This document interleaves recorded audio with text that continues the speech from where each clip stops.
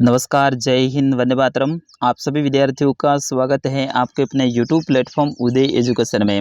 विद्यार्थियों, आज के इस वीडियो में लेके आया हूँ क्लास 8 बोर्ड परीक्षा की दृष्टि से इम्पोर्टेंट आपके विज्ञान का प्रश्न पत्र, जो कि आपके आने वाले बोर्ड एग्जाम की दृष्टि से अति महत्वपूर्ण रहने वाला है और आप सभी विद्यार्थियों के लिए वरदान साबित होने वाला है। तो विद्यार्थियों, इस वीडियो को अंत तक देखिएगा, वीडियो को लाइक और चैनल को सब्सक्राइब जरूर कर दीजिएगा। चलिए बढ़ते हैं पहले प्रश्न की ओर। पहला प्रश्न है, निम्न में कौन स्वतः देन का उदाहरण है। आपको बताना है कि इनमें से कौन स्वतः देन का उदाहरण है।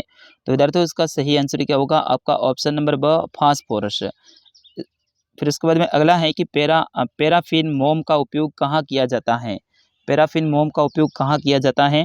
तो विद्यार्थियों, इसका उपयोग है मेहरम, मोमबत्ती और वैसलीन सभी में किया जाता है। तो इसका सही आंसर होगा उपयुक्त सभी। फिर उसके बाद में तीसरा प्रश्न है, मृदा अपरदन को रोकने में सहायक है। मृदा अपरदन को रोकने में कौन सहायक है? तो इसमें वनो उन्मूलन सहायक है। कौन है विद्यार्थियों? वनो उन्मूलन नहीं, मृदा अपरदन को रोकने के लिए आपका ऑप्शन ब वृक्ष सहायक है। वनो उन्मूलन से अपरदन होता है, तो वृक्ष ऑप्शन ब इज करेक्ट आंसर। फिर उसके बाद में चौथा प्रश्न है, ध्वनि की प्रबलता को किस मात्रक में व्यक्त करते हैं। तो ध्वनि की प्रबलता है वो डेसिबल में व्यक्त करते हैं, जिसको अपन डीबी लिखते हैं। क्या लिखते हैं? डीबी लिखते हैं, डेसिबल। फिर उसके बाद में अगला है कि ध्वनि की प्रबलता किस कारक पर निर्भर करती है।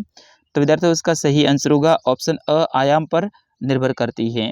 फिर उसके बाद में अगला है कि विद्युत का सुचालक है। इनमें से विद्युत का सुचालक क्या है? लकड़ी, प्लास्टिक, लोहा, उपयुक्त सभी। तो लोहा है विद्युत का सुचालक है, ऑप्शन स इज करेक्ट आंसर। फिर उसके बाद में अगला है कि वायु विद्युत की है। सुचालक, कुचालक, हीन चालक, इनमें से कोई नहीं। तो विद्यार्थियों, वायु है वो विद्युत की हीन चालक हैं, क्योंकि वायु के अंदर हवा विद्युत थोड़ी चलती हैं। फिर उसके बाद में अगला है, पृथ्वी के मध्य भाग को कहते हैं। मध्य भाग को क्या कहते हैं? भूपरपट्टी, प्रवर, बाह्य क्रोड, आंतरिक क्रोड। तो विद्यार्थियों, इसे क्या कहते हैं? इसे कहते हैं आंतरिक क्रोड कहा जाता है।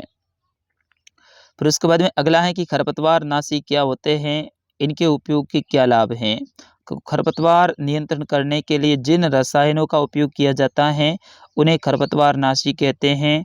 जैसे 2 या फिर 4-D खेतों को इनका छिड़काव करने पर खरपतवार के पौधे हैं वो मर जाते हैं, परंतु फसल को कोई हानि नहीं पहुंचती है। फिर उसके बाद में अगला है प्रश्न संख्या 10, विषाणु वायरस का चित्र बनाना है। इसको अच्छे से आपको याद कर लेना है।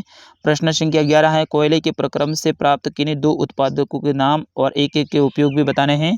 तो इसमें जो आपके उत्पाद हैं, एक तो आप कोक बता दोगे और दूसरा बताओगे कोलतार, ठीक है। फिर उसके बाद में अगला है, श्याम पट पर लिखावट कैसी दिखाई देती है। तो ये भी प्रश्न बहुत इंपॉर्टेंट है। फिर उसके बाद में अगला प्रश्न है प्रश्न संख्या 13, मिलान करना है इनको। जैसे कि नमक का मिलान है वो माछ एवं मछली से हो जाएगा। चीनी का मिलान है वो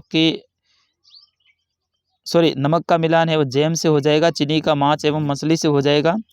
और तेल का मिलान है वो आपके दूध से हो जाएगा और पासीकरण का अचार से हो जाएगा। फिर उसके बाद में खाद क्या है, इसके लाभ आपको बताने हैं।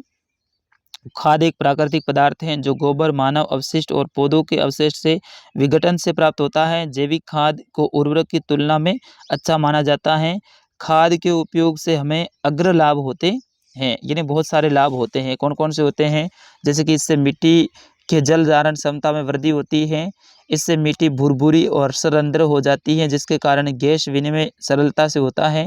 और इससे मित्र जीवाणुओं की संख्या में वृद्धि होती है और ये मिट्टी के गठन को सुधारने में सहायक होती हैं। फिर उसके बाद में निम्नलिखित कथनों को सत्य और असत्य बताना है। जैसे कि पहला है, लकड़ी और कोयले जलने से वायु प्रदूषण होता है। सही बात है। घरों के काम आने वाले एक द्रव ईंधन पेट्रोल है, तो पेट्रोल कभी द्रव ईंधन काम नहीं आता है। एलपीजी वगैरह ये आते हैं और वो भी गैसीय रूप में होते हैं। तो ऑप्शन इसमें असत्य रहेगा। अगला है कि जलना प्रारंभ होने से पहले ईंधन को इसके ज्वलन ताप तक गर्म करना आवश्यक है, तो ये सत्य बात है। और तेल द्वारा उत्पन्न आग को पानी द्वारा नियंत्रित किया जा सकता है, ये असत्य है, क्योंकि इसको आपको नियंत्रण करना है तो CO2 का उपयोग करना पड़ेगा, CO2 का। फिर उसके बाद में अगला है, पेट्रोल निर्माण के प्रक्रम को समझाना है। प्रश्न संख्या 17 है, जंतुओं में अलैंगिक जनन की 2 विधियों का वर्णन करना है। प्रश्न 18 है रिक्त स्थान की पूर्ति कीजिए, तो ये बहुत इंपॉर्टेंट है। संकटापन्न स्पीसीज वे स्पीसीज हैं जो विलुप्त होने की कगार पे हैं, तो इसमें आपको विलुप्त लिखना है। ठीक है। दूसरा है रेड डाटा पुस्तक में संकटापन्न स्पीसीज का रिकॉर्ड रखा जाता है। फिर उसके बाद में जैव विविधता के संरक्षण के उद्देश्य से जैव मंडल आरक्षित क्षेत्र बनाए गए हैं, तो आपको इसमें लिखना है जैव मंडल आरक्षित। ठीक है। और चौथा है प्रकाश संश्लेषण की प्रक्रिया में पौधों को भोजन बनाने के लिए कार्बन डाइऑक्साइड गैस की आवश्यकता होती है। फिर उसके बाद में 19वां है प्रयोग द्वारा समझाइए कि द्रव बर्तन की दीवार पर समान गहराई पर समान दाब डालता है। आवश्यक चित्र भी आपको बनाना है। फिर उसके बाद में 20वां प्रश्न है घर्षण कम करने के 4 उपाय है, वो आपको लिखने हैं। तो घर्षण कम करने के 4 उपाय लिखना है, ये भी प्रश्न बहुत इंपॉर्टेंट है।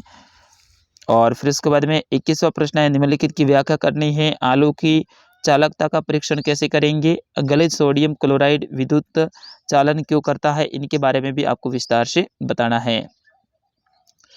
फिर उसके बाद में अगला प्रश्न है प्रश्न संख्या 22 रतौंधी रोग क्या है? इससे बचने के उपाय आपको बताने हैं।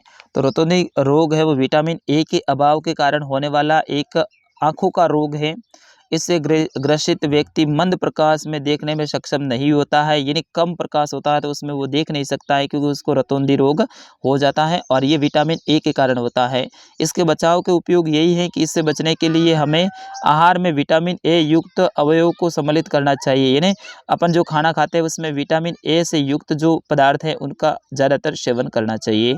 कच्ची गाजर, फूल गोभी और हरी सब्जियाँ, कांड, लीवर, तेल विटामिन ए की प्रचुर मात्रा में पाई जाती है, यानी जो गाजर होती हैं, फूल गोभी होती है, हरी सब्जियां होती है, इसमें विटामिन ए पाई जाती है। अंडे, दूध, दही, पनीर, मक्खन और फल जैसे आम, पपीता में भी विटामिन ए भरपूर मात्रा में पाई जाती है, तो इनका भी अपन को सेवन करना चाहिए। फिर उसके बाद में 23वां प्रश्न है पैदल यात्री के लिए सड़क के कोई 4 प्रमुख नियम बताने हैं। पैदल यात्री के लिए बताने हैं जैसे कि दौड़कर या जल्दबाजी में सड़क पार न करें, खड़ी गाड़ियों के सामने से या बीच में से सड़क पार न करें, सड़क पार करते समय अंधा मोड़ या ऐसा मोड़ जहां पर आने वाला वाहन चालक आपको देख न सके ऐसे मोड़ से सड़क पार नहीं करनी चाहिए, और रेलिंग से कूदकर सड़क पार नहीं करनी चाहिए। रेशम कीट के जीवन चक्र की विभिन्न अवस्थाओं के नाम लिखने हैं आपको। सड़क सुरक्षा से संबंधित वाहन चालक के 4 कर्तव्य आपको बताने हैं। ये भी प्रश्न बहुत इंपॉर्टेंट रहेगा और ये प्रश्न मैं बार बार बता रहा हूँ। इसमें 24वें में जो दे रखा है 101% आने की संभावना है। ऋतुस्राव क्या है वर्णन करना है। स्कूल बैगों की चौड़ी पट्टियाँ क्यों होती हैं। पीयूष ग्रंथि एवं थायराइड ग्रंथि में वर्णन आपको बताना है। तो ये प्रश्न सारे के सारे इंपॉर्टेंट है विद्यार्थियों। तो ऐसा ही प्रश्न पत्र इस बार आपके एग्जाम में आएगा। ये था कक्षा 8 का विज्ञान विषय का पेपर। पूरा पेपर मैंने आपको समझाया है, अच्छे से समझाया है। बिल्कुल ऐसे ही पेपर देखने के लिए आप चैनल को सब्सक्राइब जरूर करें। फिलहाल के लिए इस वीडियो में इतना ही, मिलते हैं अगले वीडियो में। तब तक के लिए मुझे आज्ञा दीजिएगा। नमस्कार, जय हिंद, वंदे मातरम।